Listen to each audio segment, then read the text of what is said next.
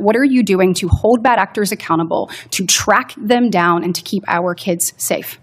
We have seen a rise in anti-Semitism here on our soil. When we said never again actually has to mean never again. And I know that you and I spoke about this briefly when you were in front of this. And we are working nonstop to combat crime. That's Donald Trump's only directive to me, is to make America safe again. And that's what we're going to do in this country. In a hearing often dominated by political warfare, Senator Katie Britt brought the focus back to something everyone agrees on: protecting our children. She pressed Attorney General Pam Bondi on horrifying issues like sextortion, fentanyl-laced vapes, and global human trafficking. This wasn't just tough questioning. It was a plea from a parent on behalf of others. Then, the conversation shifted to a heartbreaking anniversary and the rise of anti-Semitism. You're about to see a powerful exchange that cuts through the noise and deals with actual threats facing American families.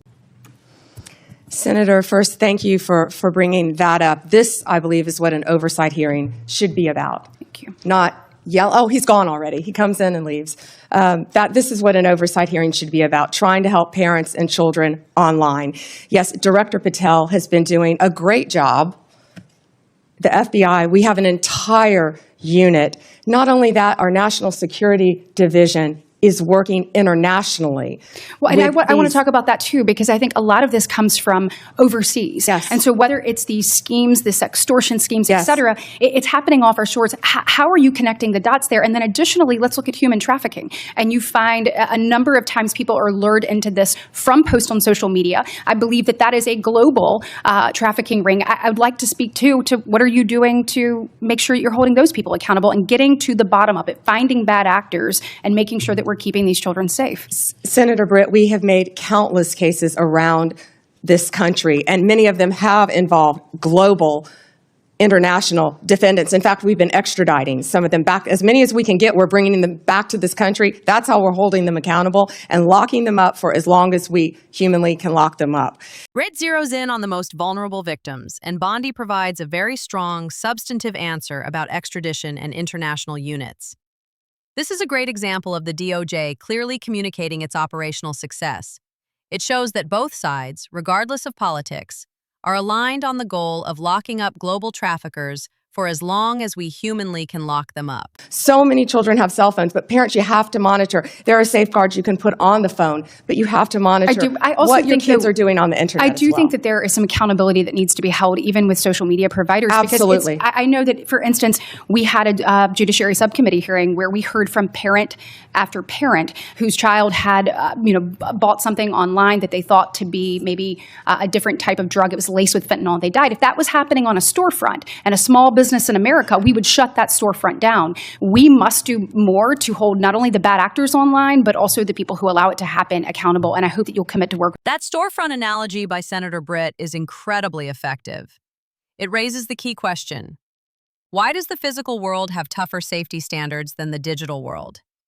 This is a bipartisan concern, and Bondi's immediate, wholehearted agreement shows this is an area where the DOJ and Congress can actually pass legislation together, aiming to make social media platforms liable for lethal crimes facilitated on their sites. Today is obviously the second anniversary of the horrific attacks on October 7th. And this morning I had an opportunity to listen to stories of some individuals that had been held hostage, some of the families that will never get their loved ones back, and some that are hoping that there is a resolution soon and they once again get to embrace their family member that they have not seen in over 700 days. It was a reminder of, one of them said, I can breathe, but I can't live until this is resolved. And we know, in addition to this horror and nightmare that they have been living for the past 2 years, we have seen a rise in anti-Semitism here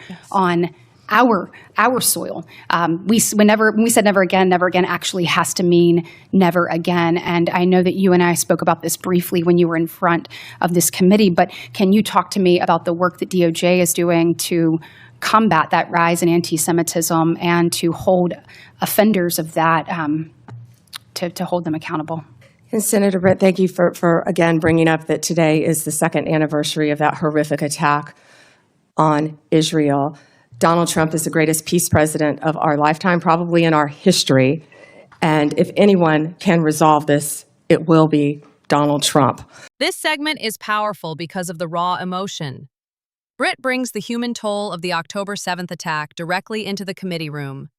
Bondi's answer, while referencing Trump as the greatest peace president, is framed by concrete DOJ actions, the Civil Rights Division, Leo Tyrell, and a new task force.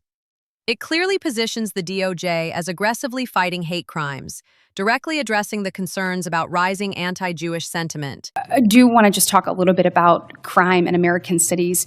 We had a horrific event occur in Montgomery, Alabama over the weekend, and 14 people, 2 people are no longer with us, and 12 people injured. My heart breaks for every one of the victims and their families and the community at large.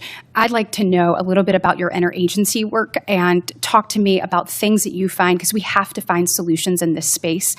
This cannot keep happening. And what are you seeing that is, your biggest success stories and your biggest challenges you have to working to try to resolve crime throughout the country? Well, right now, the biggest challenge is that the federal government is shut down, but we're not letting that become a challenge because all of our agents are working tirelessly. And I get almost real-time updates from my agencies, Rob Sakata, who's the Deputy Director of ATF, Kash Patel and Dan Bongino at FBI, Terry Cole, at DEA, Gadi Serralta with our U.S. Marshals, and all of our great team of lawyers. This is the political pivot. Britt brings up a tragic local event, and Bondi leverages it to make a powerful national point about the administration's priority. By stating, "That's Donald Trump's only directive to me," Bondi reinforces her department's mission as laser-focused on violent crime, casting the DOJ as an enforcement body first and foremost, directly aligned with the president's mandate to restore law and order. And we are working nonstop to combat crime. That's Donald Trump's only directive to me, is to make America safe again. And that's what we're going to do in this country, Senator Britt. Well, thank you for your commitment and any best practices you have or ways that you have found to tackle challenges that are effective.